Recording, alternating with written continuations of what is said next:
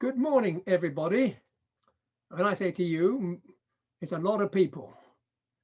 But whatever it is, it probably isn't enough for the importance of this subject, because we can see where it's all going.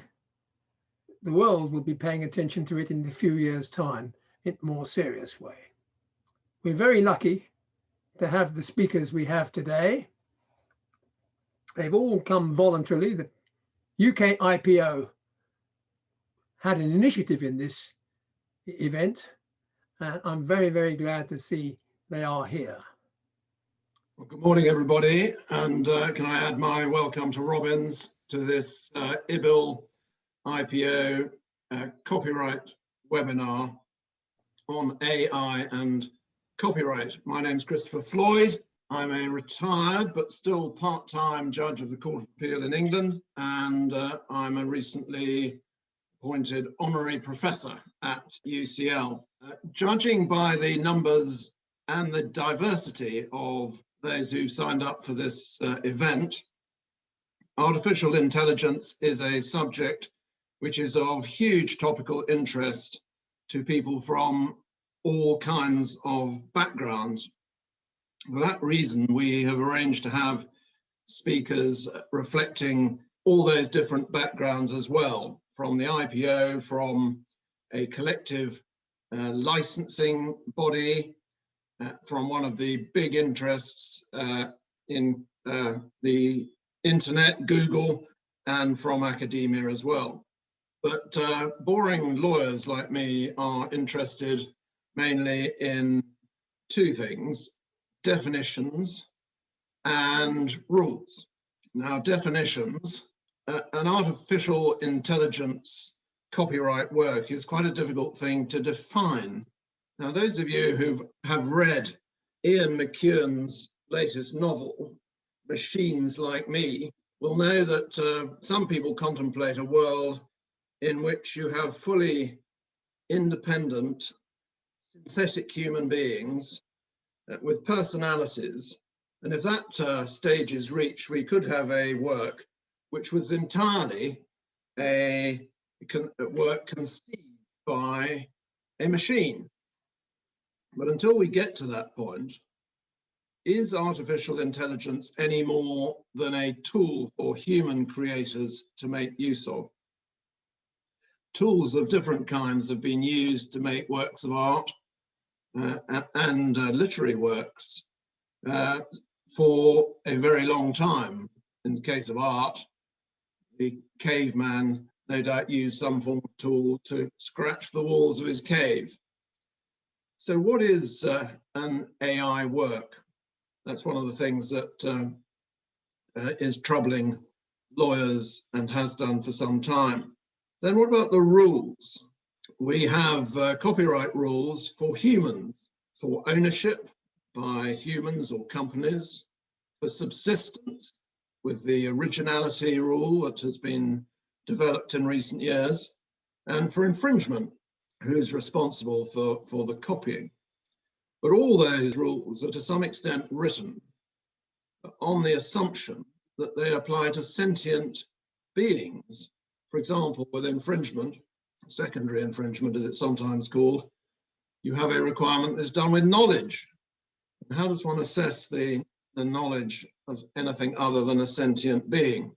So those rules, if they're to apply to AI works, undoubtedly need changing. But do we change them so as to award copyright to AI works? Or do we create a new type of right specific to them? And if so, what is that right going to look like? Another big question, and some of the questions you've sent in reflect this, is whether there's a rationale for having rights to protect the work product of machines. Copyright is usually justified by saying it incentivizes people to be creative, makes them get up in the morning and write poems and compose other works of art. Does a machine need an incentive to get up in the morning, or does it just need somebody to switch it on? Now, just a little tiny look at the history of this. In 1966, England won the World Cup. And only 22 years later, they introduced a provision in the Copyright Act of that year to protect machine-generated works. So unusually, the UK was ahead of the game. But that provision really begged the question, could a work generated by a machine satisfy the requirement of originality, particularly as that concept of originality has developed in recent years?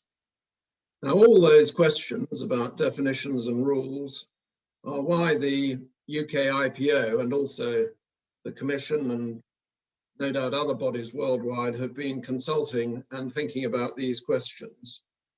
As Robin has said, they're undoubtedly very big and very important questions. Our first speaker is Margaret Haig from the UK IPO.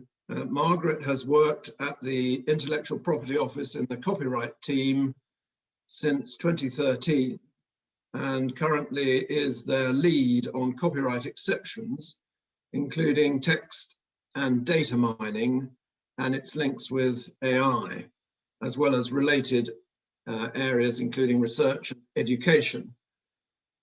Margaret also runs the Orphan Works licensing scheme for the IPO and has responsibility for copyright inquiries and online guidance.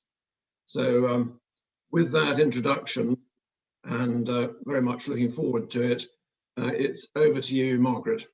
Thank you so much for that introduction. I'm going to share my screen for a presentation. Thank you so much for the invitation to be involved in this event. We are very excited at the IPO to hear from the other speakers in the panel and to answer the questions which have been submitted and which may well come in during the session. Just to say at the outset, we do intend to circulate these slides, so you will have access to them.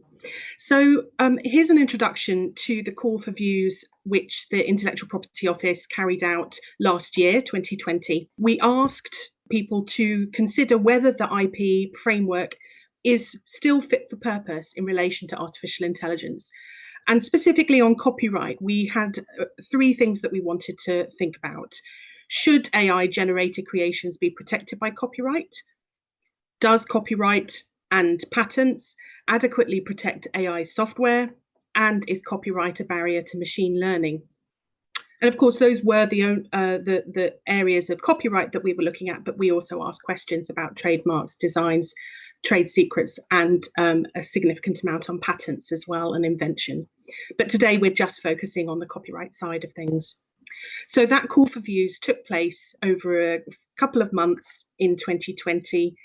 And today we're going to just discuss what happened there and what we will do next. We had 92 responses. We thought that was pretty good. And it was from a real diverse range of respondents that we had, ranging from the very big tech companies down to individual entrepreneurs who are working in the field of AI, and a wide range of creative industries representatives. And we will hear a bit more, I think, from PRS later, so that we'll get that perspective as well as the tech perspective from Google. We had a range of responses, as I say, but there were two poles to that, and very much a level of enthusiasm about AI and how it can support humans in research, creativity, and invention. But equally, a concern about removing the humanity from the creative process. And we've heard in the introduction about some of those concerns, the possibility of an AI mass producing creative works, which could somehow replace what is done by humans. There was general agreement that existing liability rules can be relied on to manage infringement, so that the people who were involved in the process of the AI would be the ones responsible for the infringement. So we're not going to be looking at much more to do with liability, and certainly not in this presentation. And the question of ownership of copyright is again separate from the subsistence of copyright. And again, a consensus that AI should not own copyright. It would be the people who direct the AI who would own it. That was the consensus in the responses. Some of that will affect what we talk about shortly about the computer generated works and those elements as well. I've put the link there for the government response to the call for views because it can be a little bit tricky to find on gov.uk. So when you receive the slides, you'll be able to look that up. So these are the principles that the IPO has put in place and agreed that we should consider when we're putting in place any measures. So just to recap, the call for views was last year. Our government response was published in March this year. So we're already working on what we want to do next. And I'll come on to what that is shortly. But anything that we do, we have determined that it should encourage innovation in AI technology and promote its use for the public good. It should preserve the central role of IP in promoting human creativity and innovation. And any measures should be based on the best available economic evidence. And that's a sort of relatively standard thing for us at the Intellectual Property Office. We are always keen to ensure that our policy making is evidence-based. But we wanted to specifically highlight that when we take any measures on artificial intelligence forward. So you can see there that the particularly promoting human creativity and innovation is relevant, particularly for copyright. And as I say, it was really that consensus that we had from the responses that human creativity should be protected. So we're going to collaborate with experts. We're going to continue to have conversations at an international level. We are part of various groups that are discussing artificial intelligence. We have discussions on a country-to-country basis where relevant. And we want to work with the whole range of people who are involved in this. So both AI developers and users, owners and users of IP. And we want to promote understanding of artificial intelligence, both as a tool and as a technology and the implications of that. So autumn 2021 is what we're working towards for a consultation. And this will include 3 areas of copyright. It will, for my area, which I work on, text and data mining, we will be talking about improved licensing and/or copyright exceptions to support innovation and research. So we need to understand what the licensing environment allows. Some of that came through the call for views responses. Some people were able to tell us that they already license their works for text and data mining, but we don't necessarily know the full extent of that. So we need to understand that more and also think about ways that licensing could be improved to enable that even more, considering our previous principles. We will also be consulting on whether to limit copyright in original works to human creations. So this is the element of computer generated works that we were talking about before. As has already been explained, the UK has a computer generated work provision, and should that be altered? Should it be removed? Should it be replaced? And that is a key part of what we'll be consulting on in the autumn. And the final area is replacing the existing protection for computer generated works with a related right. Separately, so not part of the consultation, but we will be taking this work forward, is the work on confusion, which I think will come up in some of the other presentations as well, about the risk of false attribution, about AI works being falsely attributed as human endeavour, and we will take that forward, as I say, separately from a consultation. So do look out for our consultation in autumn, and please do engage with that process. So I wanted to give a little bit of context, and I think at least one of our other presenters will actually talk about Rembrandt as well. But it's a really interesting case, and I thought it was helpful to actually think about this. So the images, hopefully you can see that these are 2 images here, both of which have had AI as part of their creation. So the Rijksmuseum in Amsterdam has had a project using the AI neural network process to help recreate lost images. So the Night Watch, which many of you will know as an artwork, was originally larger than it is now, and was cut down because of the space where it was hung. And the pieces that they cut off were thrown away, and they were only known because an early copy of the work was made by another artist.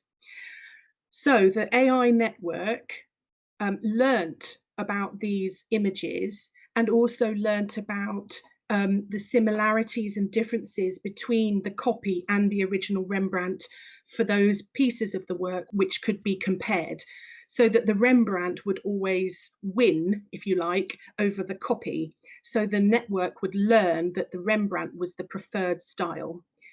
Then when it assessed and analysed the bits of the copy which were not in the cut down version of the Rembrandt, it was able to reproduce them in the style, it is hoped, of Rembrandt. So the it's quite dark, but on the left of this image there are two militiamen, and those are additional to the cut down version of the Rembrandt, and they have now been printed and displayed alongside it at the Rijksmuseum. There is lots more information about the process that they went through, and some videos, some interesting short videos on the Rijksmuseum website. I put the link there. Really fascinating, and I do recommend you have a look at that. And so that, what I like about these Rembrandt examples is that it's a sort of cultural heritage application of AI, that you're potentially rediscovering lost works in this instance. And then in the second example we've got on this slide is the next Rembrandt project, where AI was used to learn about every painting by Rembrandt that's known and catalogued, and learnt his techniques for portrait painting and created an entirely new artwork based on his style. And that's reproduced there on the slide at the bottom. And again, I've put the link there for you to go and find out more information about how the project worked and how it was put together. And I think if you know Rembrandt, it's actually quite interesting to see how the AI has produced a new Rembrandt. And what does this mean for the areas of false attribution, for the areas of creative endeavour? It's a way to learn more potentially about the style of artists, but is there a risk that the new creation actually causes more confusion? And a couple of other applications, probably you as attendees will know much more about these than I will, but just to go through them very briefly. GitHub Copilot is a virtual assistant for coding, which uses AI to help you when you want to do a specific process as part of your coding. It's interesting, we're not quite sure on all of the licensing implications of this one. It's based on open source software, but even open source software has licensing conditions, so it's an interesting one to look at and see how that develops. Sony's Flow Machine software creates new music. So similar to the Rembrandt example, I suppose, it's released tracks in the style of the Beatles and J.S. Bach. And I think many of you will know that actually they're quite difficult to distinguish from the originals. We know that AI is already creating novels and poetry. Again, this raises questions on the false attribution point, composing film soundtracks, and indeed performing music to a certain extent. There's audio recognition of live music. So we're quite used to having an app on our phone, perhaps, which identifies recorded music and tells us about it and gives us places where we can go and stream that music. But live music has always been more of a challenge, but AI is learning more about that and how that can be done and potentially create new income streams for musicians. And creating characters, whether 3-dimensional or 2-dimensional, for video games, and really such a wide range of things that AI is already doing, either as a tool or starting to move into the place where it is creating an entire new work. That's the end of my presentation. Those were just a couple of examples. I did want to say that as part of our consultation, we will be inviting people to submit evidence, and we will also be hoping that you just get involved generally. I'm not sure whether it will be how we will manage the process of engaging with you all. But if you have any questions or things to contribute to us as we move forward and consider these areas, please do feel free to email them into that address, copyrightconsultation@ipo.gov.uk. Thank you very much indeed, Margaret. That was fascinating, particularly the examples that you gave. It put me in mind of an exhibition I went to earlier in the week by the French artist Jean Dubuffet, because his approach was to break with every cultural convention he came across. And that made me think that it may be possible to program the AI not to imitate what has gone before, but to do something different. So every time it comes across something in its network or its database, to go in the opposite direction, and in that way perhaps create very new things that no one would ever have thought of. Our next speaker is Ali Condon from PRS for Music. Every barrister, particularly of my generation, former barrister, has a very soft spot for PRS for Music, because they were very keen enforcers of copyright against restaurants, pubs and other venues that were silly enough not to take PRS's collective license for copyright, providing welcome employment for members of the bar. Ali is head of policy and public affairs at PRS for Music. She leads the policy and public affairs team and works to establish and maintain political relationships in the UK and the EU to develop and deliver that policy. She's been there for 7 years and has led on integrating PRS for Music members into the work of the policy and public affairs team, and was heavily involved in working to bring about the EU copyright directive. So Ali is going to tell us about the point of view of the collective licensing organisation. Over to you, Ali. Thank you, Sir Christopher. Thanks also to UCL, IBIL and the IPO for organising this morning's discussion and inviting me to be part of it. It's such a fascinating area. But today I'm going to try and steer clear of the endlessly fascinating but inevitably long-winded kind of philosophical sides of human creativity, much though I'd like to delve into it. As Sir Christopher kindly alluded to, I've been at PRS for some time, and during my time there, a lot of my work has been to engage our members, so that's the songwriters, the composers, the publishers, in the policy and public affairs work that we do, and to hear from them about what they're experiencing in the market and their concerns about the developing trends and the impact on the future of their industry. When it comes to AI, the views on the role and effects of AI systems on their businesses are very diverse, insofar as you have those who really want to embrace this new tool in the same way that people did with auto-tune in the early noughties. And then on the other hand, you have those who are a little bit more suspicious of AI, sort of seeing it as a shortcut to competing with a craft they've spent their lives and careers perfecting and building. So but both kind of views are tinged with an inevitable concern about what that's going to mean for the role of human authors, and frankly what it will mean for their bottom line.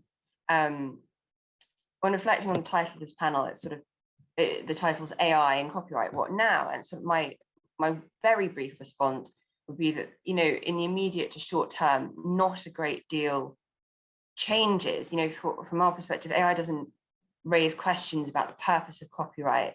It is still there to protect the creator. And this applies, broadly to the copyright and the code behind the AI as much as it does to the writer whose works are ingested by the AI system in the training process. From looking at the attendee list, I don't really need to remind anyone, but I'm going to say it anyway. The fundamentals of copyright are there to enable the creator to control the use of their works. That's to authorize or withhold the authorization necessary for lawful use. And it's generally granted in return for remuneration. And it's this remuneration that incentivizes not only the creation of works, but permits those creators, so the writers, the composers, the publishers, to reinvest and to sort of create new works and further works. And that will become important going forward, because, there will always be new works created by AI, but we want to ensure that human creativity doesn't suffer it doesn't cut, AI advancements don't come at the expense of human creativity. So I'm obviously here on behalf of Collecting Society, and the way we get our writers paid and our publishers paid is by licensing their works. So the key question for us in this debate is, how do we ensure that copyright is respected and that we can obtain fair remuneration for the creators of the original works? To kind of give it a bit of an industrial tone, you can sort of think, I sometimes think of, and this isn't the most creative way to view it, but of those original works as kind of raw materials that help feed the AI systems. So copyright protected content, musical works, as I mentioned, plays a fundamental role in the machine learning process, in the development of the AI tools and the outputs subsequently generated by those systems, whether that be AI assisted or AI generated musical works. That process of ingestion is an act of reproduction, and that's a licensable act. And the nature of that right is that authorization ought to be sought prior to the act of ingestion. There are, however, many who argue against this position, believing instead that AI should be entitled to unfettered access to and usage of the works of others by means of exceptions and limitations to copyright. My sort of aside to that would be, I don't really see that there's a public good in that particular use of exceptions and limitations. But now we can have a quick look at the existing exceptions, and we can come to some conclusions later. So Section 28A of the CDPA provides for the making of temporary copying, which is transient or incidental, which has no independent economic significance. So depending on the operations of the system in question, the copying might not be transient. And as I've just noted, as a licensable act, the work has an independent economic significance. Additionally, if you sort of to weave in fair dealing into that mentality, it requires that you only copy as much of a work as is necessary for the purpose, and that there's no sort of impingement on the rights holder's legitimate exploitation. So from my perspective and from the perspective of creators, such use is clearly an impingement. And so we can rule Section 28A quite quickly, ruled out, sorry. Section 29A CDPA creates the exception for text and data mining. And obviously I'm now looking at Margaret, just in case I say anything alarmingly that alarms her or anyone else. So it creates the exception for text and data mining, limited to the sole purpose of research for a non-commercial purpose. This ingestion of a work into an AI system for the purposes of machine learning simply doesn't sit within this category of use when you're talking about the ingestion of a copyright protected piece of musical work into an AI tool that is going to produce new musical works, which will then compete with the original musical works, particularly when you factor in that eventually those are going to become indistinguishable. Again, steering clear of the philosophical, we'll put aside whether or not they already are indistinguishable.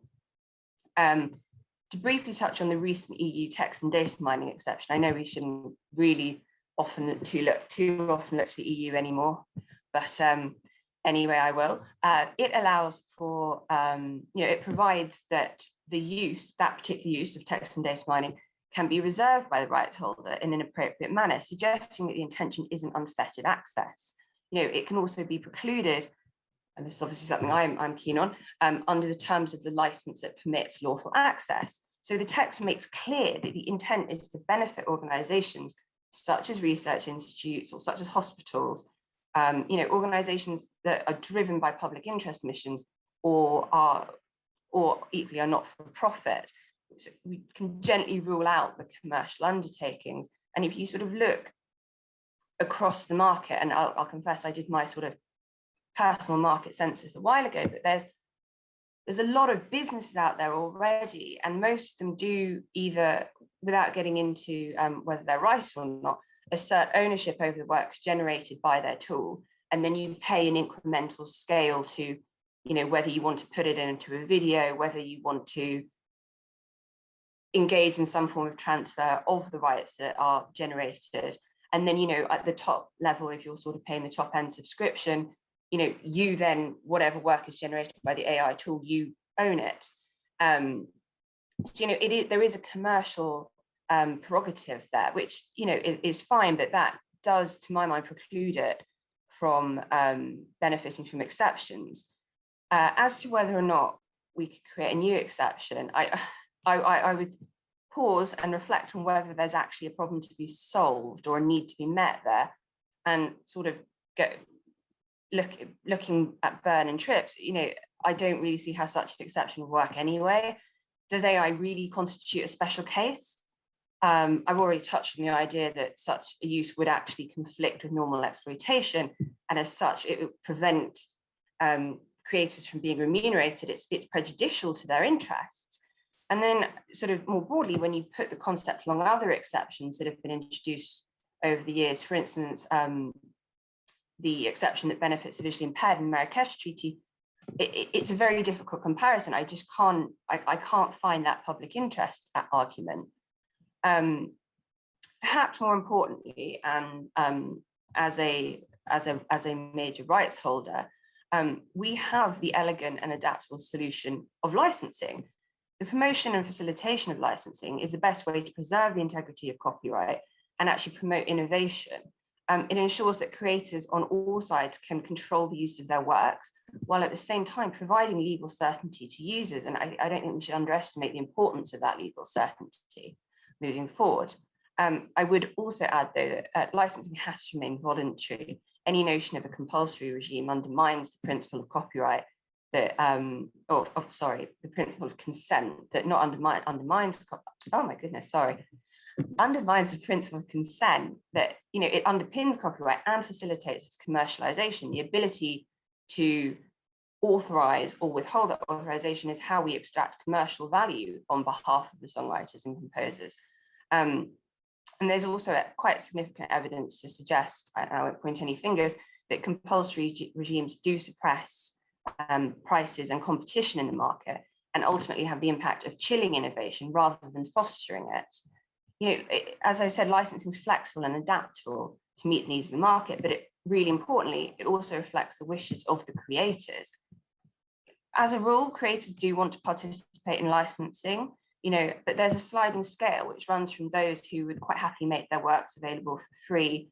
There was a time when Radiohead gave away in rainbows for whatever you were willing to pay for it. YouTube put the album name has just gone out of my head on everyone's iPod or Apple Music. I can't actually remember exactly what the relevant device was anymore. But then there are also those who are a bit more reticent. If you think of the Beastie Boys, who consistently stood really firmly against any sort of advertising syncing of any of their works, and that's their choice. I don't want to deviate into a sort of discussion of moral riots. Again, fascinating, but I don't really think the purpose of this morning's discussion. But it's just worth noting that both the right to attribution and the right to object to derogatory treatment might be engaged. Whilst I think the Rembrandt project is fascinating, and likewise, I'm dying to go and sort of actually see it.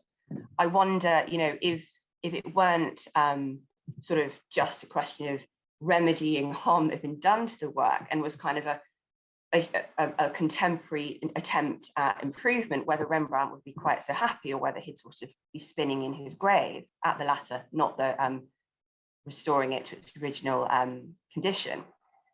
As I mentioned, licensing is also the most direct route to legal certainty, particularly when you have both the licensor and the licensee available of their rights and obligations to one another.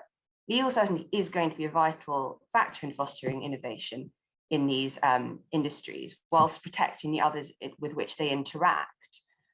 Exceptions, on the other hand, introduce complexity and uncertainty, not to mention the problem that those people who should be getting paid won't get paid if there's an exception in place. Additionally, upfront licensing helps mitigate the complications of identification of works used, which is something that a lot of rights holders are really concerned about. How do you know what is being absorbed and processed? And then going forward, you free the users from the risk of infringement if there's an appropriate license in place.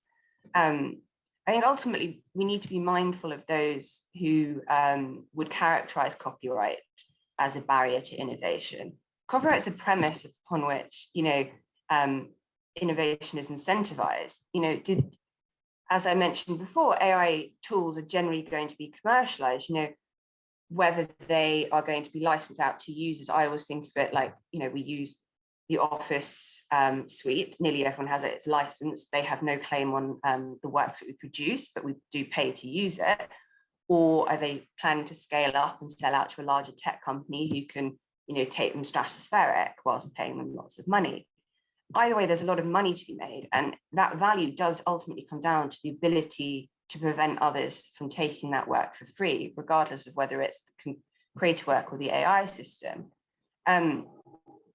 Licensing isn't a meaningful barrier to doing business. And I think, just to conclude on that, it is that difference between where there is an evidentiable public good in allowing unfettered access and where the acquisition might just be deemed inconvenient or undesirable, the acquisition of rights, sorry. There is also, there are questions raised about curatorial bias as a consequence of copyright and licensing. And I think, and this applies across the piece, scarcity is not a problem associated with music. There are musical compositions that can be dated back to the 1st century AD, and modern term of protection is life of the author plus 70 years, which means that almost all human creativity is available in the public domain. Most of it predates copyright even. So in the grand scheme of things, it's such a small handful of works that actually require a license, comparative to the sort of smorgasbord of what's available.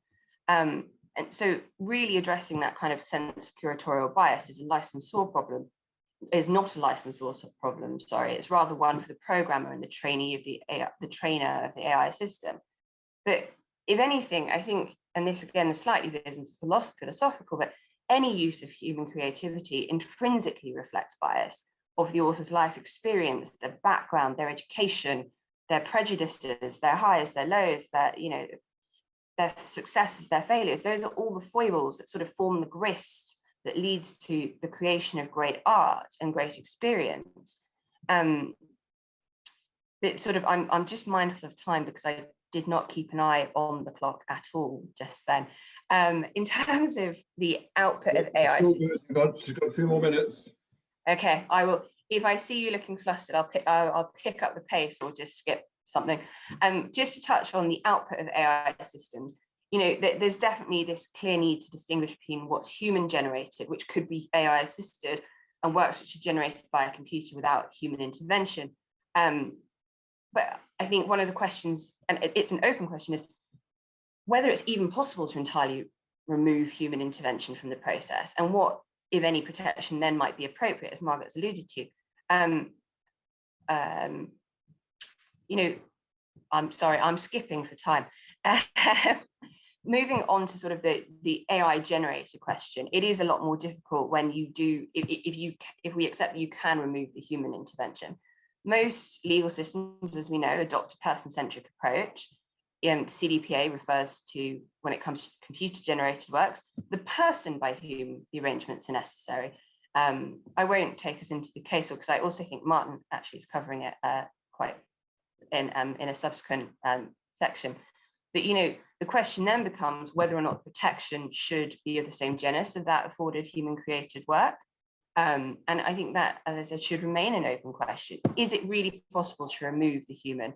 And what would be the purpose of a work where there is no human intervention? There's no human decision in choosing that particular output to finesse or exploit.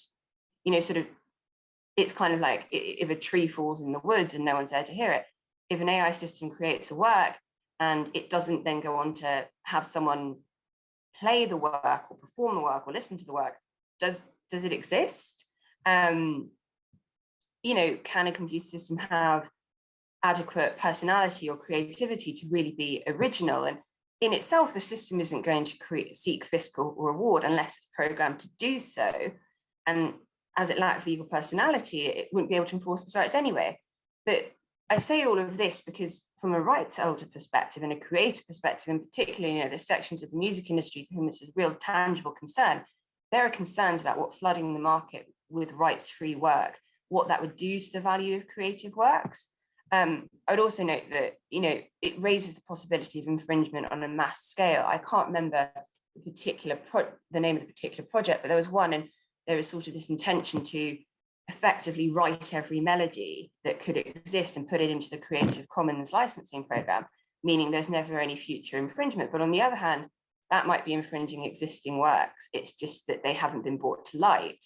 So, you know, you then raise questions of whether there's some form of registration and that would be appropriate, a sort of a statement of future intent to exploit the work on a commercial basis. So with all of these fascinating factors in mind, we really welcome the work of the IPO and on their intention to consult on how best to harness all of these advancements to the good of all stakeholders in the market. Because, you know, as I said, creators aren't Luddites. They don't stand away from embracing technology. They just want to make sure that it's not at their own expense. We have to aspire to a system that's characterized by accountability, auditability, and transparency. You know, it's going to become increasingly difficult to identify the origins of a given work and to identify anything that has gone into creating that work in terms of input. So we need to look ahead to the implementation of a system that ensures that the works ingested can be licensed and identified, and that the output works are accurately categorized. You know, people have mentioned ideas like a watermark, for instance. But the drive to be a world leader in AI doesn't require a capitulation of our high standards of protection to human creators. Unlocking the value of so-called data, though I would never call creative works data, does not require giving it away for free, but rather securing the value of it by ensuring that there are appropriate and effective mechanisms by which to access it, which consult and reward the relevant parties. You know, if we want to be a world leader in AI, we need to have a balanced, fit-for-purpose system that facilitates innovation and growth of sustainable and responsible business models that reinvest in the industries with which they interact. And creators and their rights and copyright have to be at the heart of that process. So I shall leave it there. Hopefully I'm still within time. Thank you. Thanks very much, Ali, for that tour de force. One of the things that interests me is the notion of influence. If I'm a composer and I'm influenced by previous composers and indeed by my own previous works, I can have temporary copies of those tunes or those songs in my brain without taking a license from anybody. Then when I come to use the computer and the artificial intelligence machine to replicate that sort of process, then I am making copies, albeit temporary ones in the same way, which don't come out in the final work. But should I really be required to take a license for doing mechanically what I would previously do with my own brain? Anyway, that's a thought to ponder on. Our next speaker is Tobias McKenney from Google. Tobias, as has already been noted, has a remarkable ability to work in very nice places. So he graduated in law from Poitiers University in France and Cambridge in the UK before researching at the European University Institute in Florence, and then trained in law firms in Paris, and is now somewhere very pleasant in Cognac. So with that introduction, over to you, Tobias.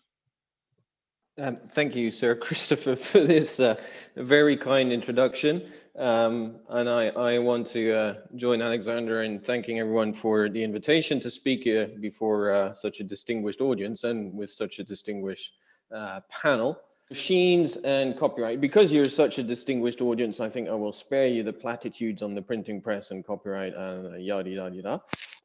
But these are sort of bullet points of some of the ends of the AI debate stick, and I could almost leave it to you to figure out which one is the short end of the stick and which one's the bigger picture.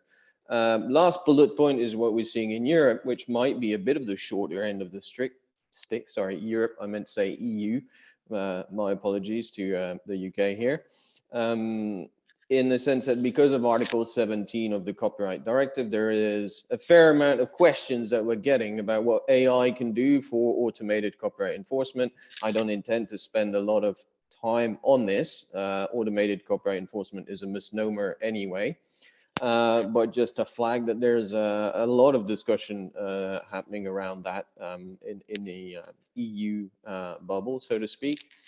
The first bullet is I've heard about a few, a little bit today. I'm sort of tempted to think that sort of originally stemmed from a patent discussion where patent offices and attorneys were thinking what kind of business the registration of AI inventions would bring to the offices. But which has some copyright angles. I think it's a bit early though to say that we're seeing AI generating copyrightable works in any way, shape or form.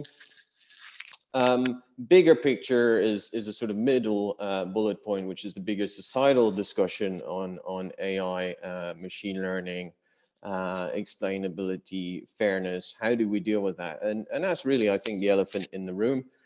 Just to react briefly to some of the previous speakers, I don't think, I can understand that we would want to look at a specific scenario where an AI is ingesting creative works to create new creative works which are competing with the creative works that it has ingested.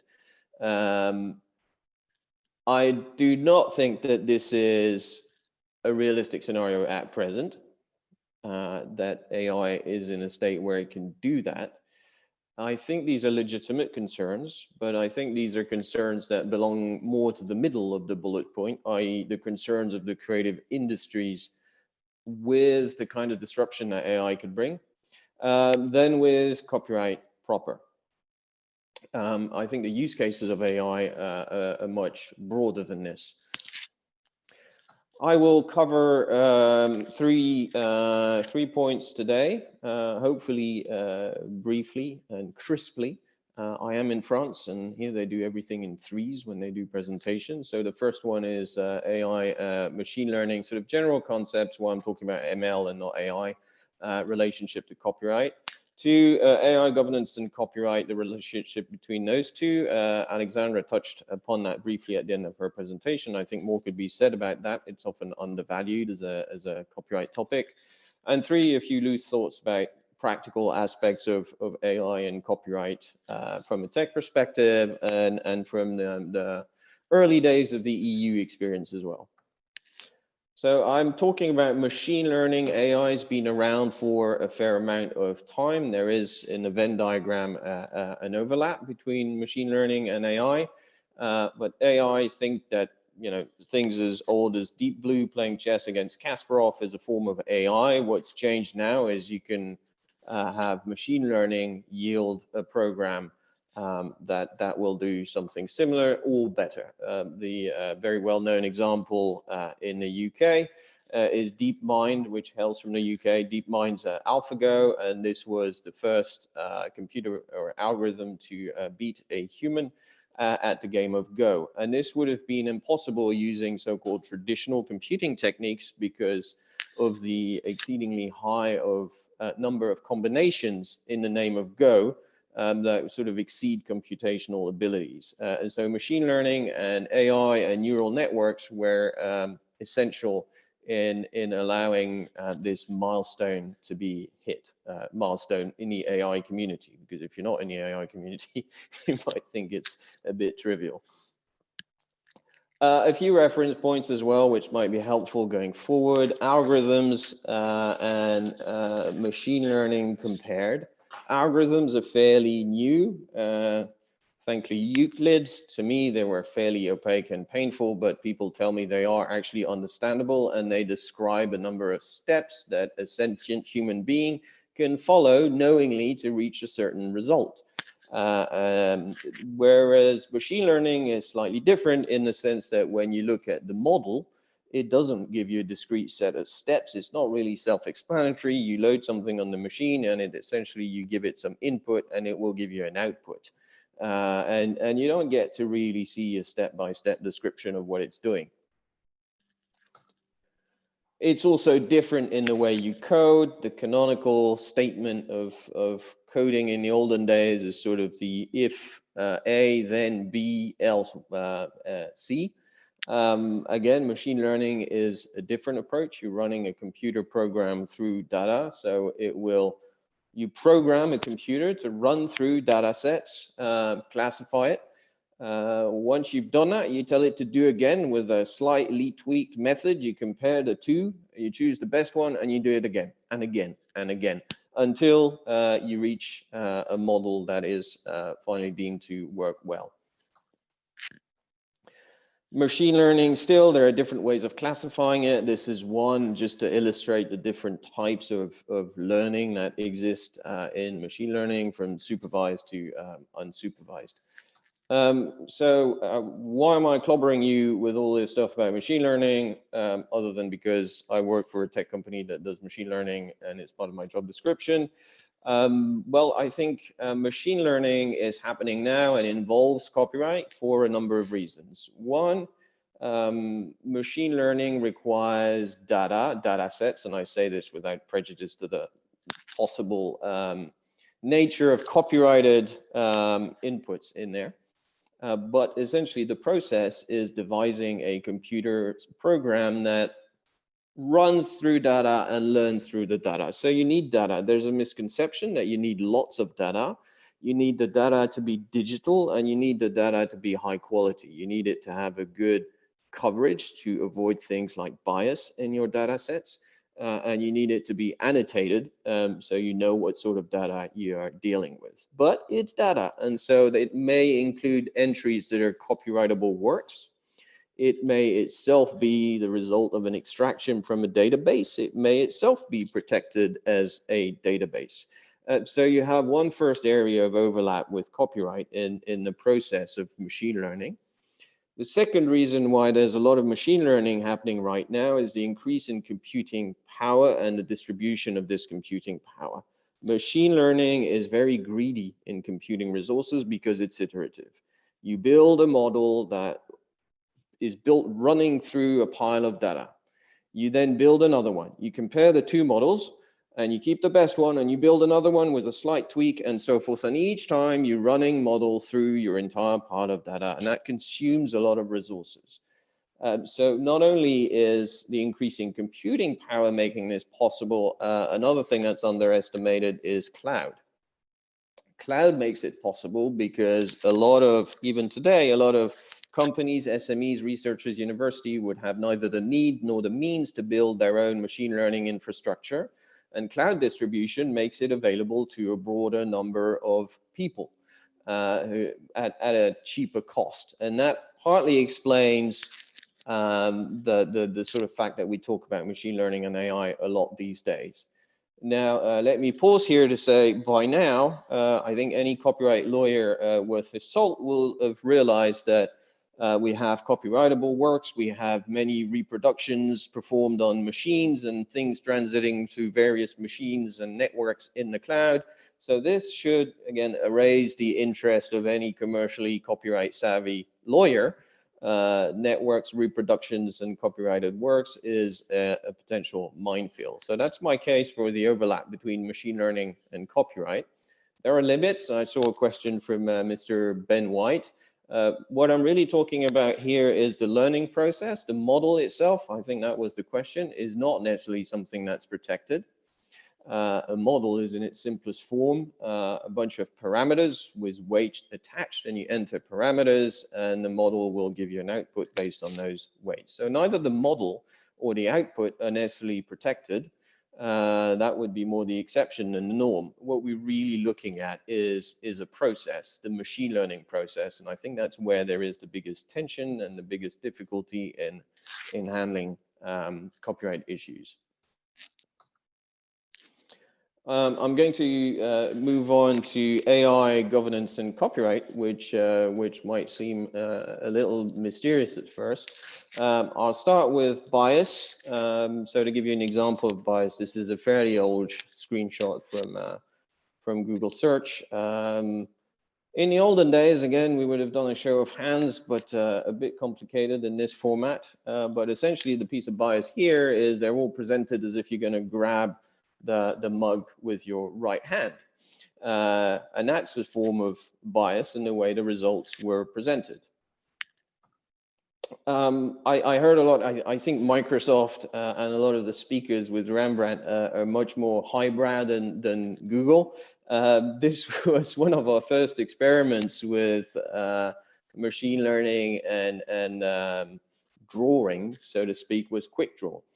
This was an app that we made available freely. You download the app asks you to draw something. You got a number of seconds to draw it, and the computer tries to guess what you draw. The more people draw, the better, say, hats, the better the model becomes at recognizing the way humans draw hats on a smartphone, which is generally not very pretty. The interesting thing here is someone complained that the model was actually very poor at recognizing high heel shoes. And that person saw it as an example of gender bias in the model because it recognized sneakers, but not high heel shoes. So subtext, it's not very good at recognizing women's shoes. The interesting thing here is I don't think anyone using the tool or programming the tool had any idea that they could be perpetuating gender bias, but it is something that you can find coming up in your data set, in this case, user-generated data set, without warning and hard to detect. So obviously, these are relatively harmless, I would say, examples of bias in machine learning. The idea is just to show you that it can creep in ways that are highly unexpected through the data sets, and the machine learning model will perpetuate them quite significantly. Why am I saying all this? Well, copyright can be a source of direct or indirect bias. There has been research into this area, and people doing machine learning definitely look at copyright as one of the factors to consider, and rightly so, when they are trying to devise a data set. I don't want to labor the point too much, but maybe a sort of obvious example would be, imagine you're advising a client who wants to build a model training on literature written in English. If you think there is a copyright risk in the process of training that model and in the output, you will advise that client to use literature that is in the public domain. And that is something that happens quite regularly.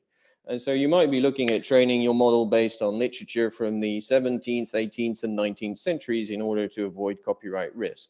Now, if that is the case, your model is going to perpetuate representation, say, of gender relations, of race relations, which are embedded in literature of that time, but are not acceptable in the 21st century. And so that is a way where copyright can sort of create bias in your data set that then perpetuates certain bias in your machine learning model. Slightly related, but taking this a little bit further, fairness appraisals and explainability standards. I was sort of, if you remember the Euclidean algorithm versus loading a model in TensorFlow comparison, you can't tell a lot from looking at a model. Sure, you can test it a lot and see what comes out of it, but that won't tell you why it's doing it. And so quite often the way you explain how the model works is by looking at the data set on which it was trained, which then becomes a way of explaining the AI, which is now part of this broader discussion. How do we explain AI? Which is also how you improve or correct bias. You correct it by addressing the data set. And so here what I'm trying to say is your data set needs to be something more than transient if you want to be doing that kind of thing, documenting your data set, whether it's for the purposes of correcting it, of improving it, or of explaining. In the draft EU regulation, you can see this idea for high-risk AI systems. In articles, I think it's 10, 11, 12, you have provisions about how you should document the data that you use to train your AI, how you should make it auditable and certifiable and go through a conformity assessment. And all this arguably requires the documentation of your data set and its storage in a more or less permanent form for specific purposes, including here regulatory compliance.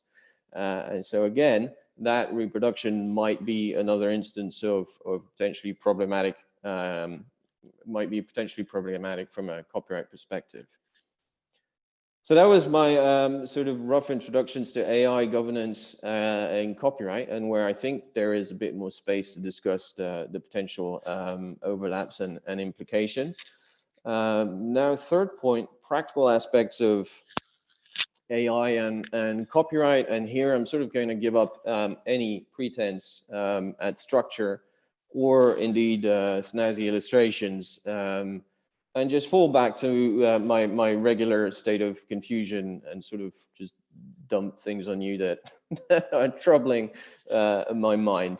One, a lot of stuff that happens in the AI world is happening in the cloud, as I mentioned earlier, and is increasingly the operation of different moving parts. To give you an example,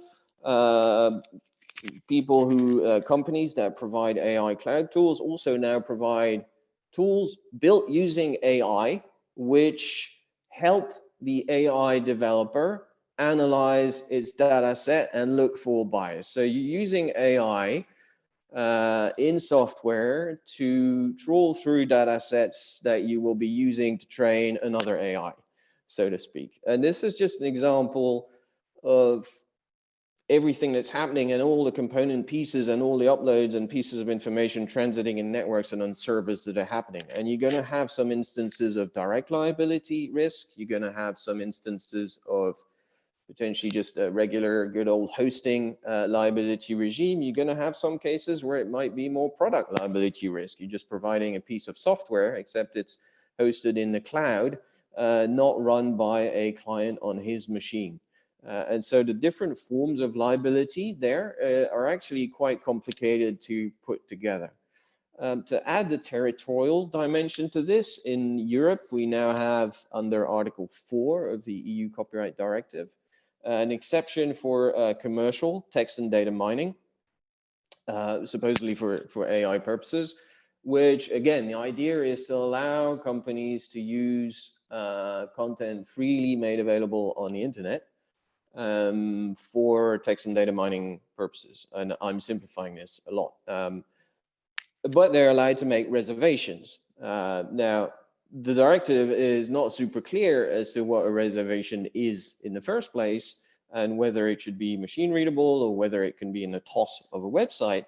But imagine if you're advising a French client who is building a model, who wants to train it on Italian writings published by Italians on servers hosted in Estonia, running his own software on a server in Germany.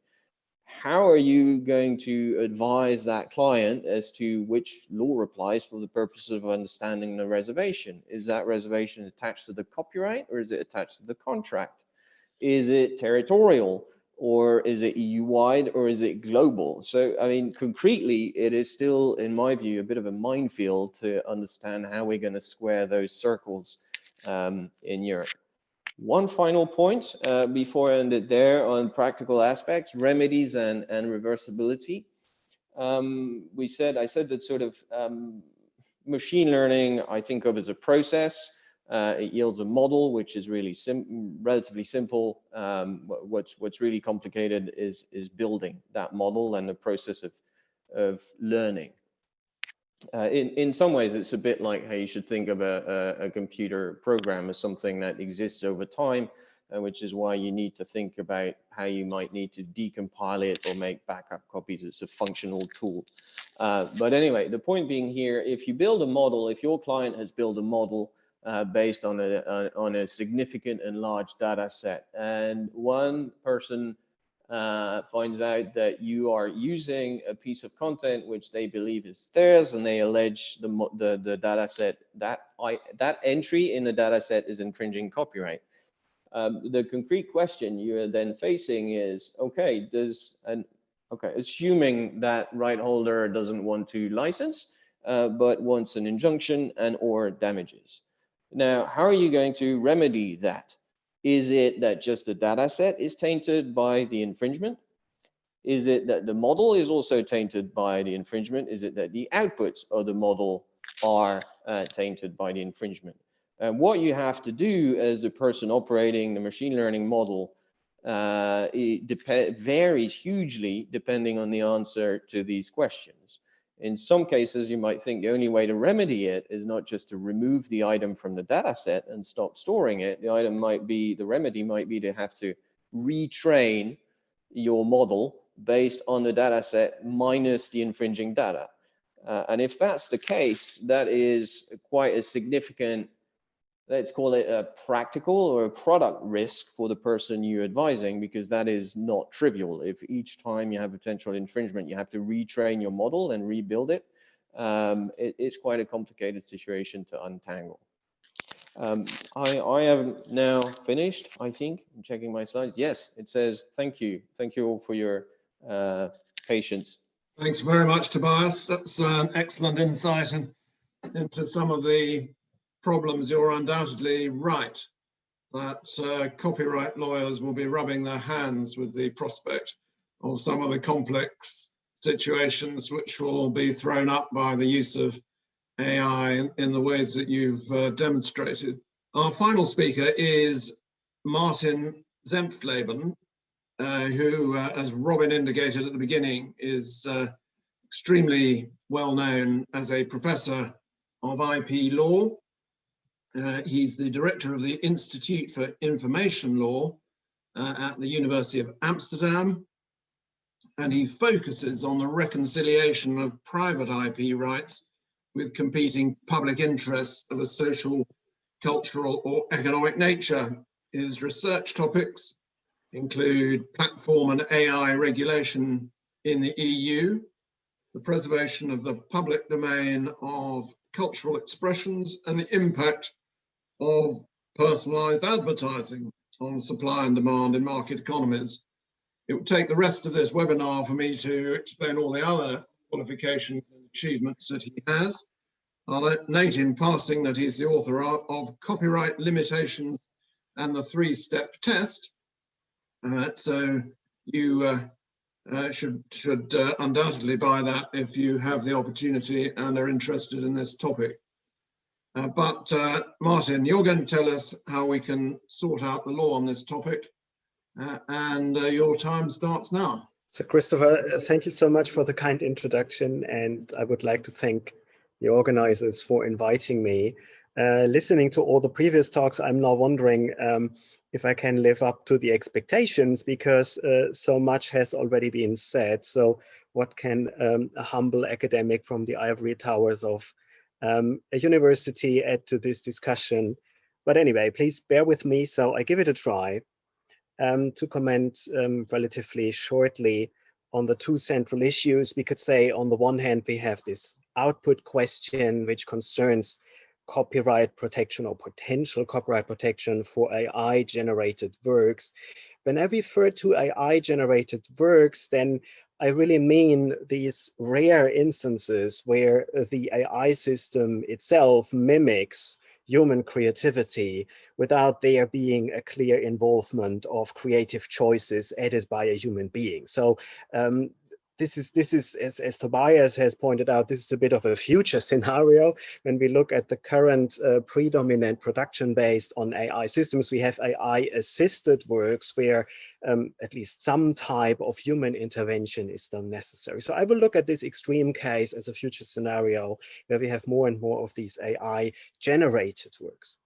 And then if time allows, I could also add a couple of comments on the input question, which is the text and data mining, the training question. So how to reconcile the insatiable appetite of AI systems for input with the copyright paradigm, saying that in principle, there should be a remuneration paid or a veto right of copyright owners. With regard to the output dimension, the AI generated works, we have heard already, Margaret introduced this brilliantly, the Rembrandt example. I thought, coming from Amsterdam myself, I could perhaps tell a bit about this, but everything has been said already. So let me say that this is a good example of showing that AI generated works are not just a mere theoretical question. I think we see more and more of this coming up.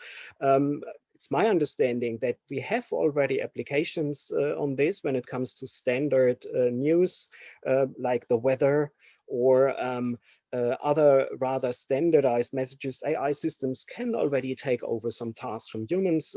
Think about translation services where AI systems also play a role. In the field of music, it is said that at least with regard to, let's say, background music, music for supermarkets, perhaps even for background music that is used for film works, AI systems can increasingly play a role. And also in the area of design solutions, it is often said that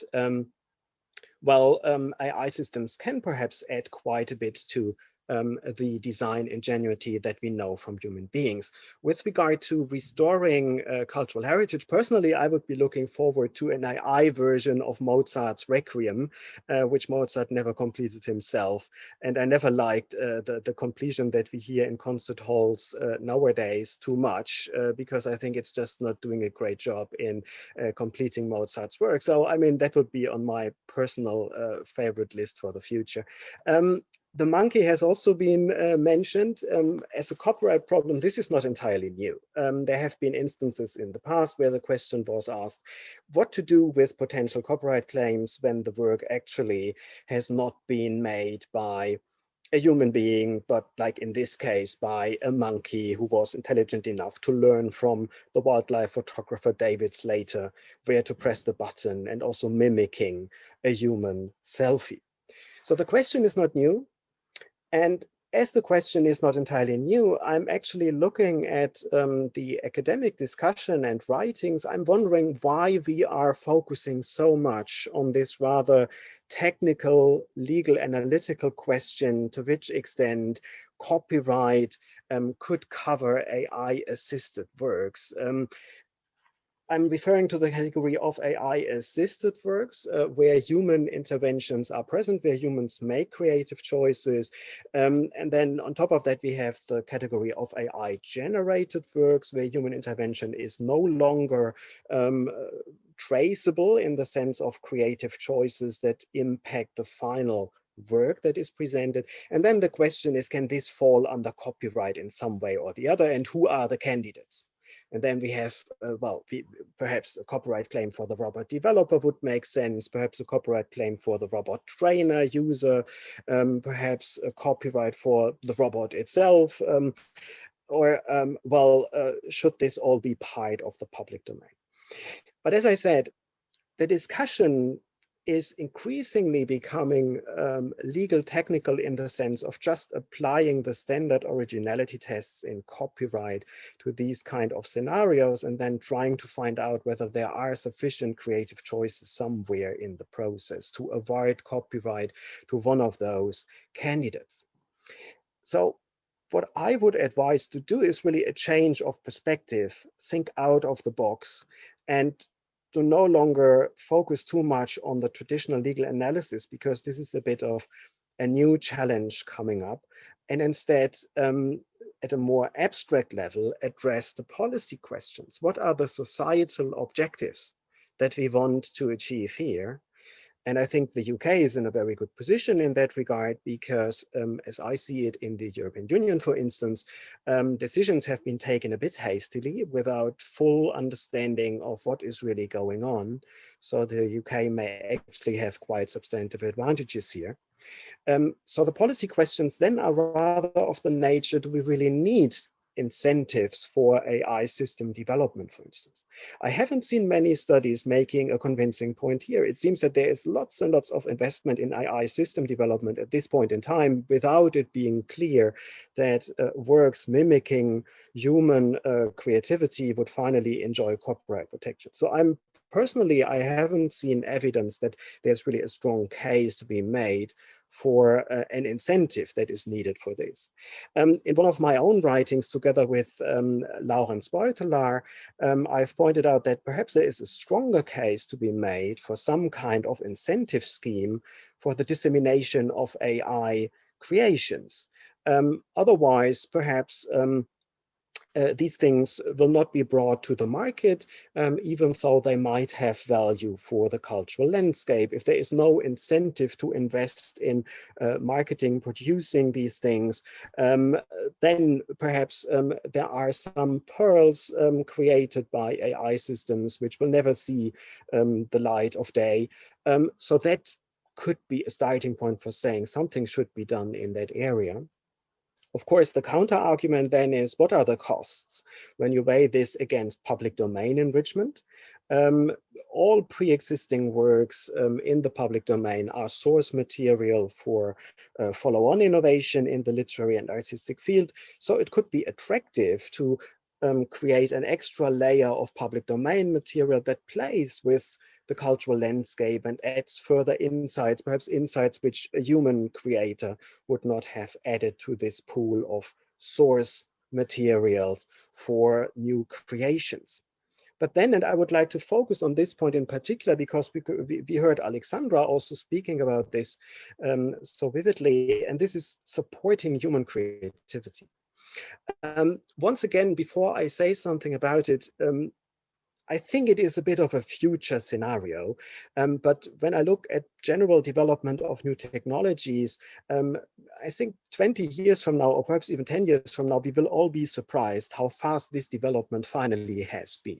So I would not be surprised, even though I'm not a technical expert, but I would not be surprised if a couple of years from now, we see increasing competition between human creative work and AI creative work, AI work mimicking human creativity. So I expect that there will be more and more of these competitive relationships where people really take decisions like, okay, do we want to pay the cost of all this human creativity, or do we rather prefer a cheaper AI solution that can mechanically produce a certain amount of works just in a couple of minutes or hours?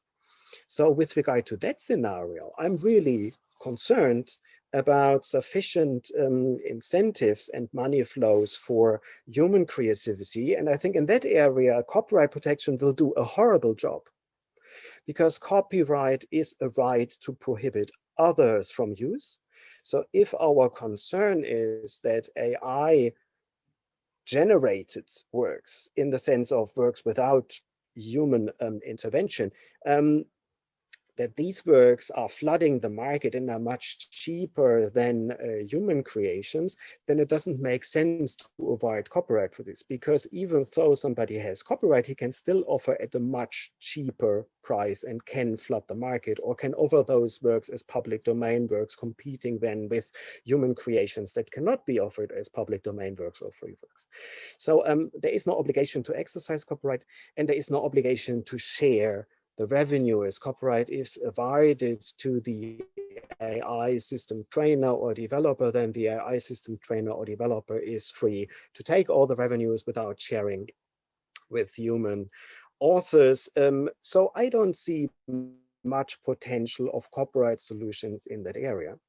But I have quite a promising avenue, I believe, detected in the area of neighboring rights. And this would relate as a standard regulatory scheme to what we see in Article 8.2 of the Rental Lending Related Rights Directive. Member states shall provide a right in order to ensure that a single equitable remuneration is paid by the user if a phonogram published for commercial purposes or a reproduction of such phonogram is used for broadcasting by wireless means or for communication to the public, and so on and so forth. So why not saying whenever an AI-generated work is distributed and is used, there is a statutory obligation to pay such a single equitable remuneration for use of the AI-generated work, and this equitable single remuneration would have to be administered as a mandatory rule by a collecting society. And then via the repartitioning schemes of such a collecting society, we would ensure that the money, at least in part, is channeled to individual human authors, or it could be used, as collecting societies also do at this point in time, for cultural projects that support human creativity. So if you really want to do something about supporting human creativity, human productions, I think that there are promising solutions in the neighboring rights area, at least more promising than what we know from copyright. A final word on the input dimension, text and data mining. I guess the question is, to some extent, does the regulation in the EU make sense? Can Article 4 of the CDSM directive serve as a template for comparable steps in the UK? As Tobias has pointed out, 4 CDSM provides for a general limitation of copyright also for commercial use, for reproductions and extractions of lawfully accessible works for the purposes of text and data mining. The thing then is that the limitation only applies if use has not been expressly reserved.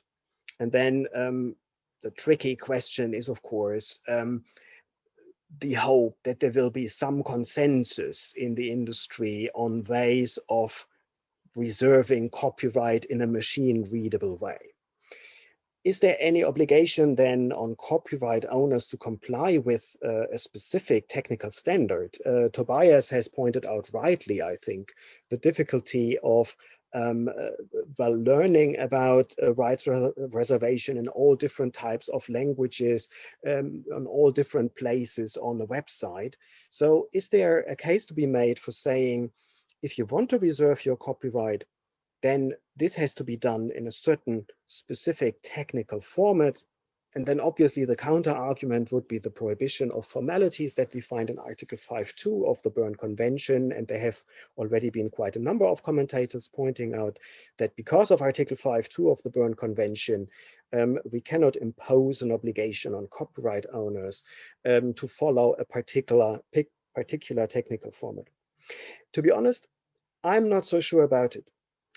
As I see it, avoiding copyright in this area of text and data mining is very clearly a Berne plus and a TRIPS plus element. Copyright, as it was traditionally exploited, concerned to use of a work as a work, use for the enjoyment of a work, and not for a mere analysis that is not interested in the contents of the work at all.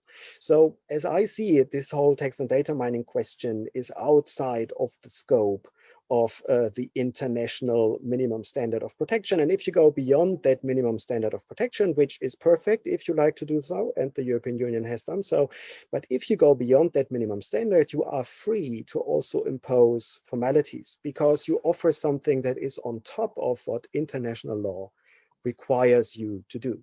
So is the use of standardized robots text a forbidden formality?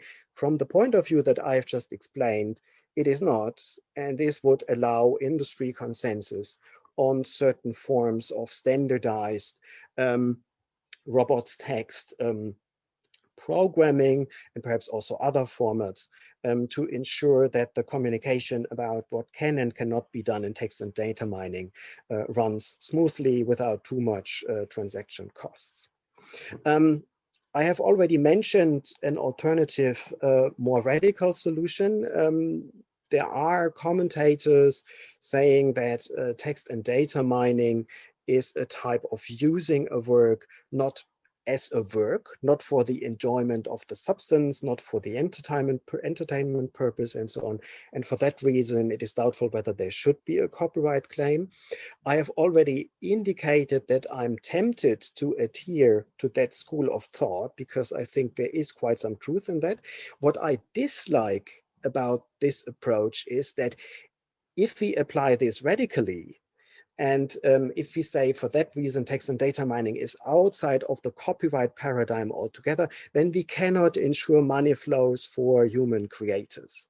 So I think it makes sense, if this can be a basis for policy making, to really reflect on, if you follow that school of thought, how you still ensure that there is a revenue stream for individual authors who, well, I mean, at the end of the day, offer the source materials that allow an AI system to mimic human creativity. So I would like to distinguish between, on the one hand, following this general idea that TDM use of a work is not use in the classical sense as a work, but at the same time, then not abandoning copyright claims altogether, but ensuring a fair remuneration flow, going back to the authors whose work has been used for training purposes.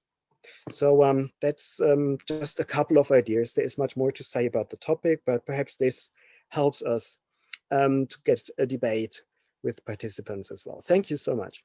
Thank you very much indeed, Martin. There's some radical ideas there and some very interesting ones. Now, we've had a number of questions come in from the audience while people have been speaking. One of them came from Chris Erickson. I think this is probably most sensibly directed at Ali, which is this: does PRS envision using AI tools in areas such as enforcement, detection, or distribution of remuneration?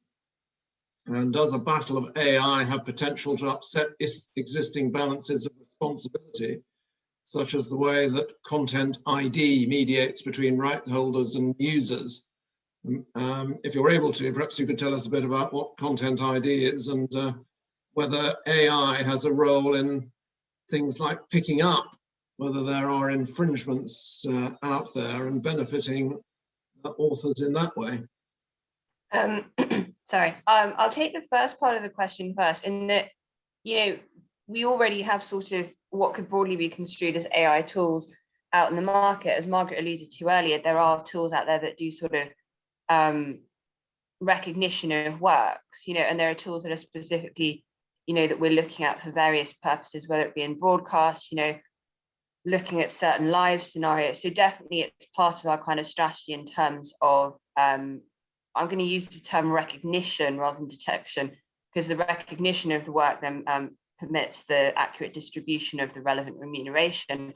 I'm not 100% sure I understand the second part of the question, and I think Tobias is probably better placed to explain exactly what content ID is. But I think, you know, there will always be differing views on where that responsibility lies and to what extent. And I also think there will always be a role for AI tools on both sides of any commercial relationship.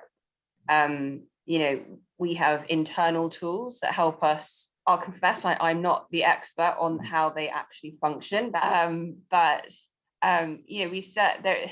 I don't think it will upset it. I think if anything, it will just kind of enrich the different roles and sort of ameliorate how, taking a sort of a positive view, hopefully it will ameliorate how we all kind of interact in terms of, you know, there is great potential to help us identify works. In terms of enforcement, again, without sort of overstating it, there are machine learning tools in place that help us sort of, I hate using this word because, but crawl the internet for instances of infringement.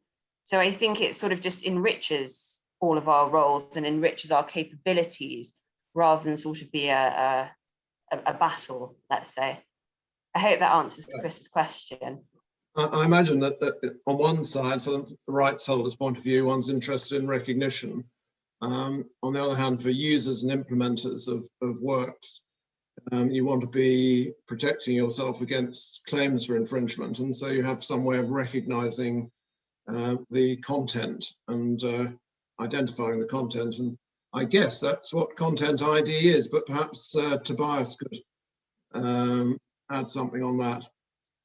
Yes, thank you. So briefly, for those who are not familiar with it, Content ID is a copyright management tool used on YouTube, which is a video sharing platform.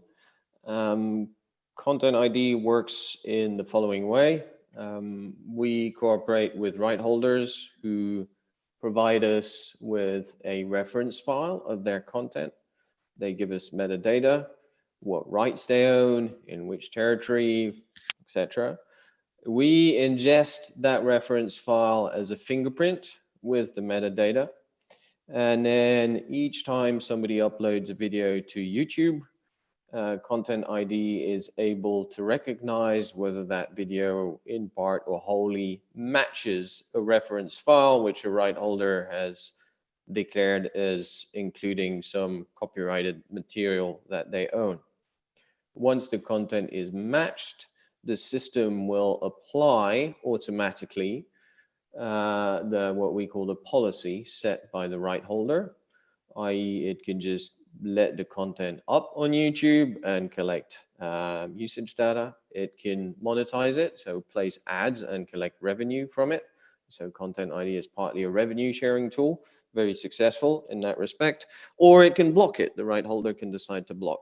So essentially Content ID is one of the most well-known forms of content matching technology being used for copyright. Couple of caveats here from the start. One, automation existed before Content ID, and it exists under the notice and takedown framework. To the extent, and that goes back to the second part of the question, to the extent that under the notice and stay down regime, for example, right holders will often subcontract the finding of infringing URL or uploads to enforcement companies, for want of a better word, who will use all kinds of automation tools to find content on the internet, automatically generate notices, and send them to Google if it's a search engine or another party. So automation has always existed, or has existed for a long time. In the notice and takedown process, it is largely right holders and copyright industries who automate the process of sending notices for infringement. In the Content ID, YouTube, and in the context of the EU Copyright Directive, Article 17, that is being shifted to online service providers, the responsibility for doing some of that. Another point is that this is not necessarily about machine learning. Machine learning is an incremental improvement, but you don't need machine learning or AI to be able to detect similar fingerprints of uploads. Machine learning helps identify some transformations, users trying to evade detection and that kind of stuff. Does it change the balance? I think the difficulty at the moment is demystifying what automation means and what it does. There is no technology on earth, to my knowledge, that is capable of determining, even prima facie, whether something is a copyright infringement or not.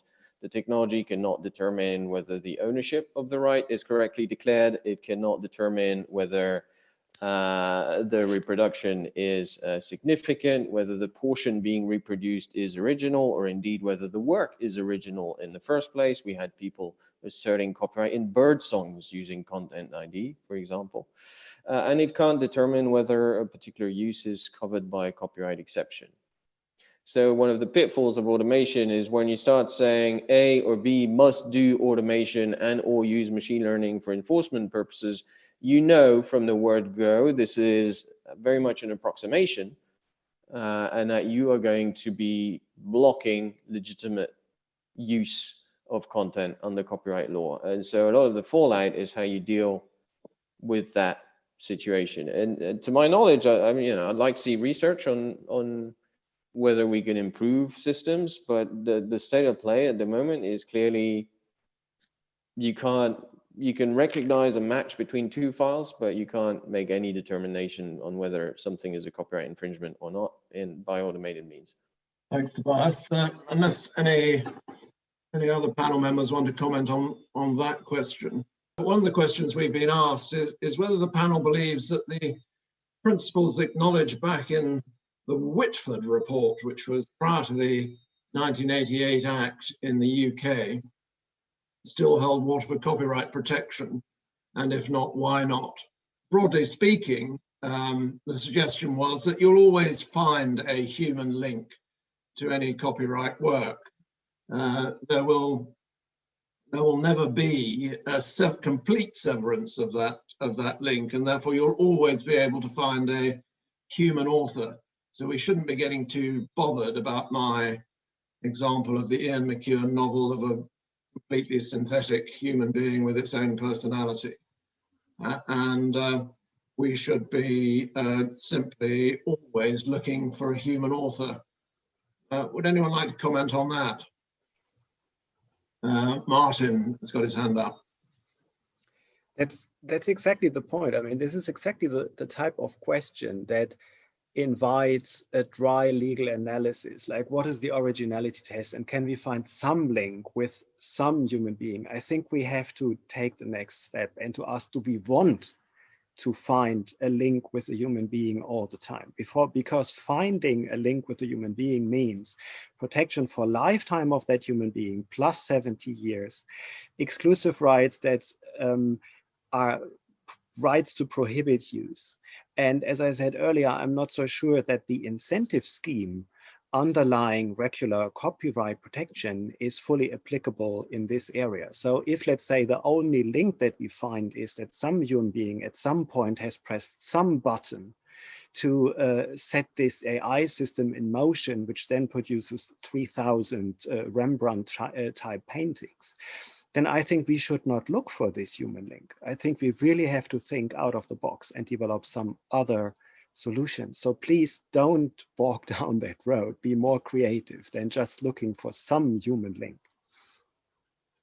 But if one forgets about the human link and the need for what the Court of Justice has called the intellectual creation of the author, or the expression of the author's personality, all of which go out of the window if you've got a machine. But what does one put in its place when one's thinking about protecting a work of artificial intelligence?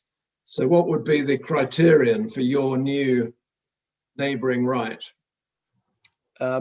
I don't want to monopolize the discussion, my excuse for this, but I mean, I think that the primary purpose for avoiding a type of neighboring right regime could be one, that we want to foster dissemination.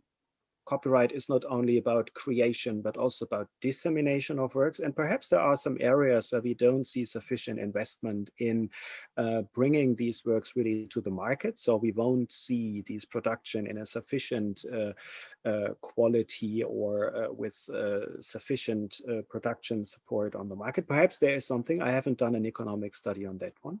But apart from that, I think the primary purpose is to use the protection as a dummy to channel money to human creators. So I would be in favor of avoiding neighboring right protection, not so much to give money to the person who set the AI process in motion, but to generate a revenue stream that can be redirected.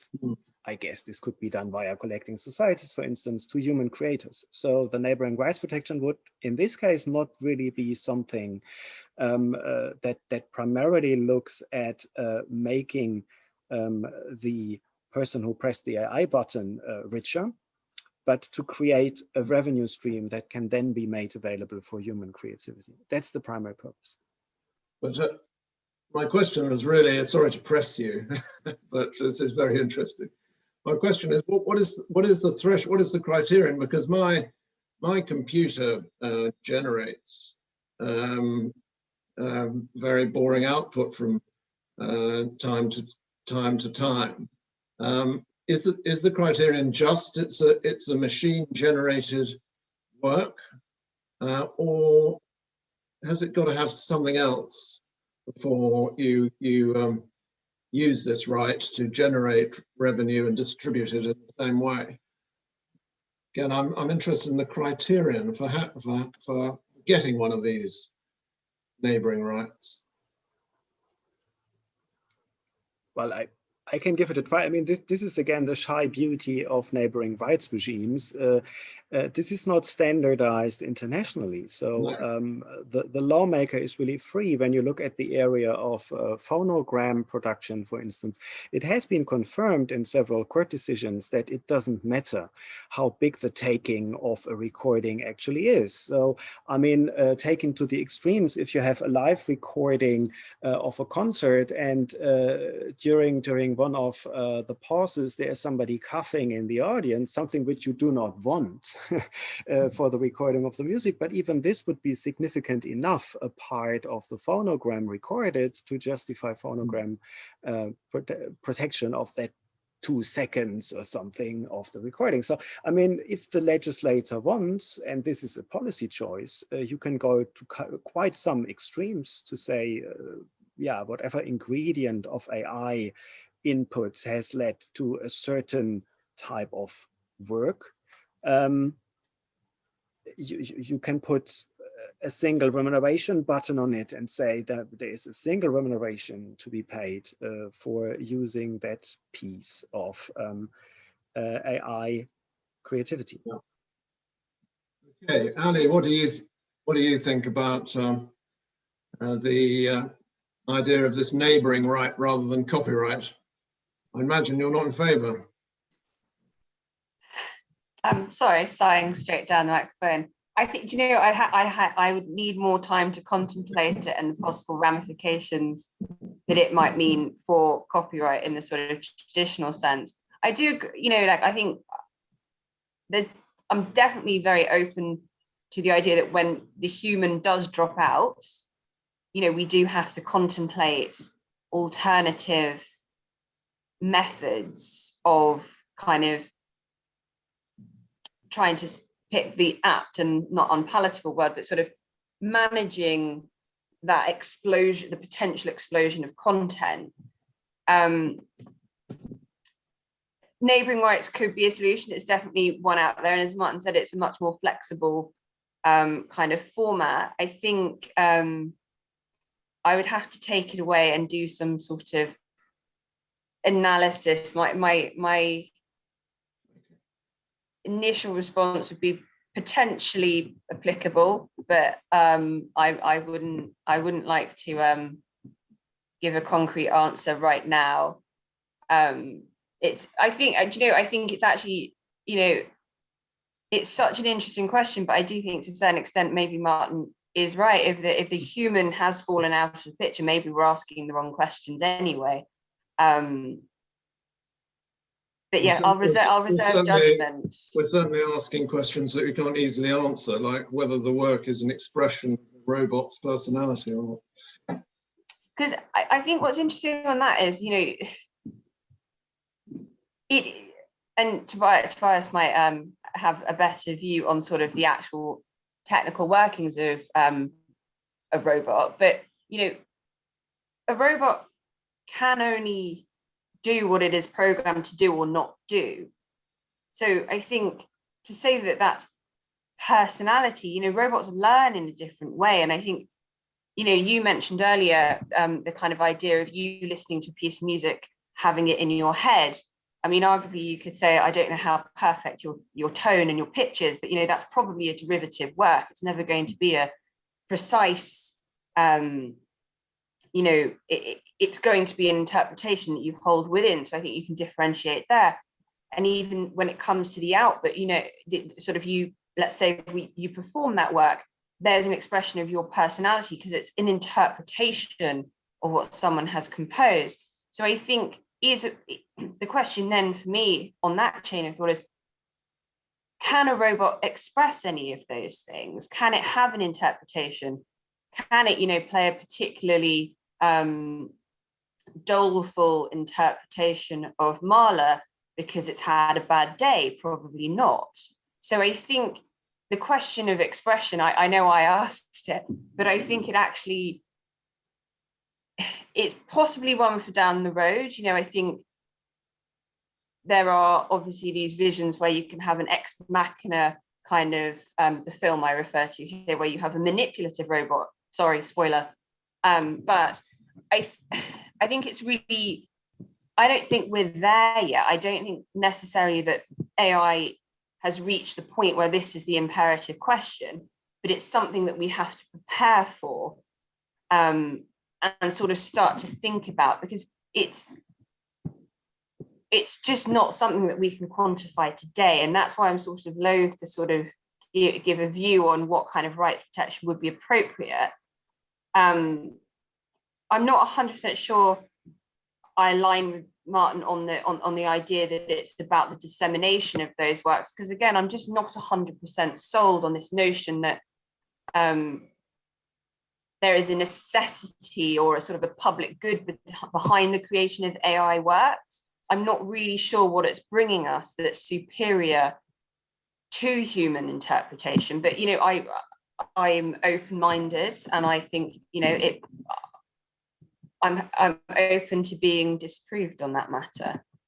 I think Martin's interested in channeling the profits from AI work back into human creativity, and thereby creating a public good. But I think, you know, why add that extra step? Tobias, what does Google think about moving protection towards a neighbouring right as opposed to old-fashioned copyright? I'm not sure we're inclined to either views. Respectfully, I certainly agree. Okay, let's sort of unwind a little bit. We sort of hailing from Europe, we have the sort of incentive rationale and the personalist rationale to protection. I agree with Martin. There's no demonstrated need to plug a market failure in the investment in AI or machine learning or the production of AI models at the moment. The industry seems to be doing fine without any need for additional incentives. And certainly the whole part of the droit d'auteur doctrine, which deals with personality rights and that kind of stuff, has no bearing and should be kept entirely separate from discussions on protecting AI creations, if there is such a thing. So I don't see the need for protection at the moment. I don't see a market failure, and I don't see any need to recognize any personality rights. If anything, the French might say it would be a dilution of personality rights to sort of start recognizing copyright, which is maybe why Martin partly is sort of shifting to neighboring rights. That said, I'm still, Martin, a little bit bemused by your proposal, because I would see it as using copyright for social engineering. And that worries me a little bit, because that can quickly become a failed experiment, but you never know. More seriously, perhaps it takes me back to the original premise is what are we looking at? And you know, AI is an emotional topic. I think it captures the imagination. And so when you talk about AI in the copyright context, we're in reality talking about the impact of automation and AI on the creative industries. But if you sort of, like, all the examples we've been talking about today are sort of creative examples, or the creation of music or translations or news through AI. You can think of AI used in the medical area.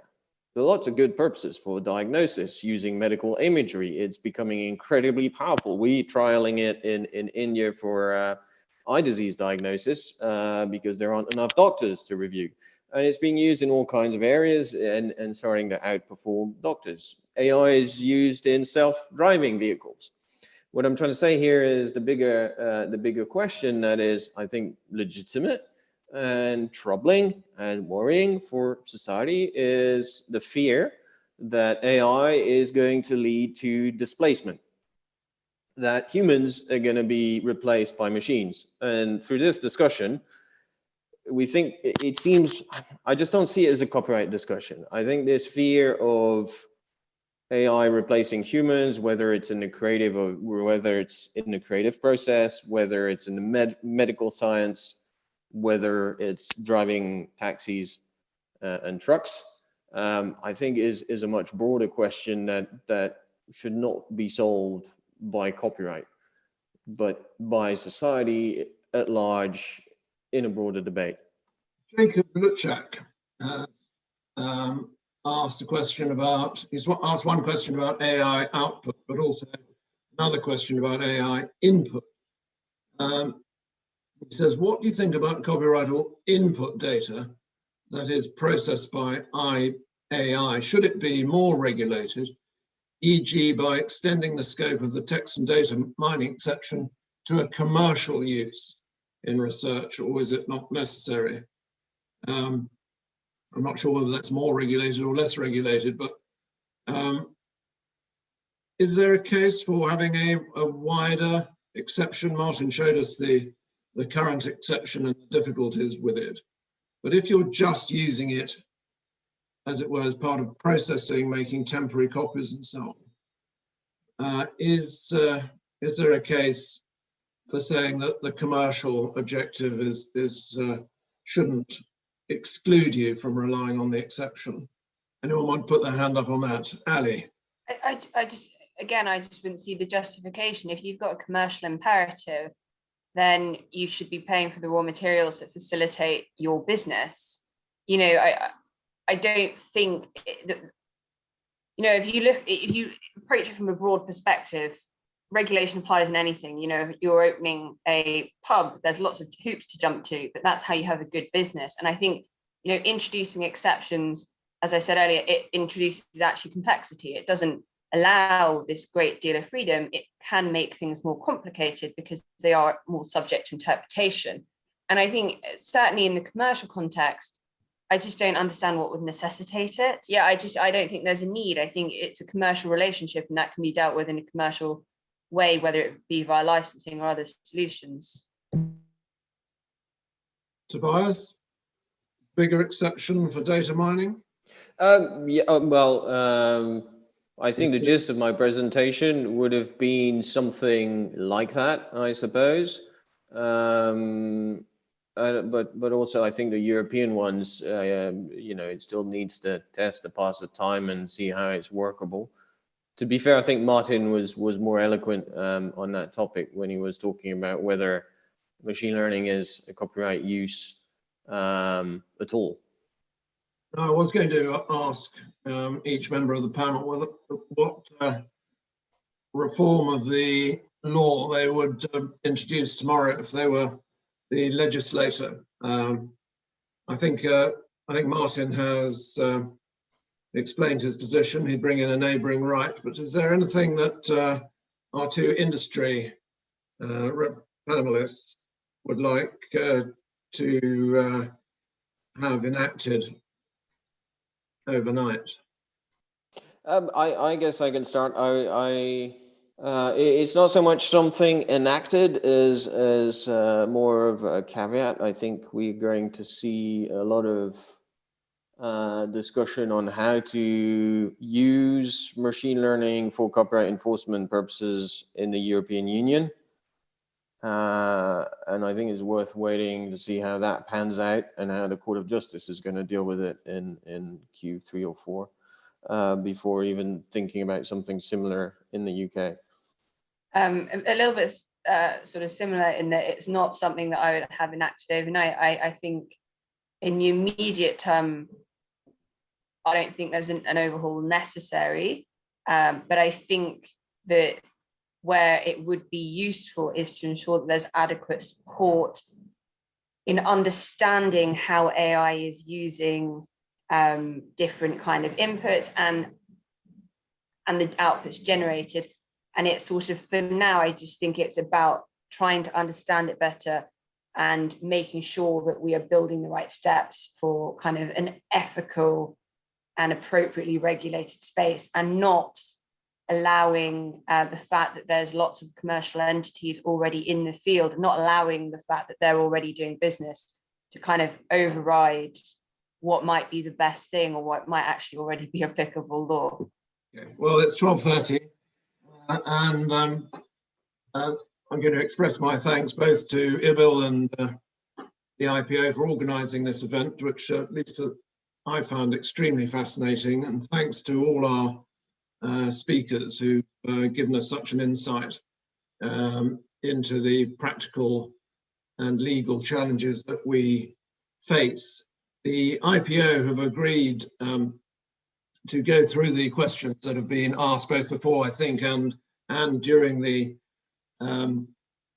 webinar and answer them directly if they can.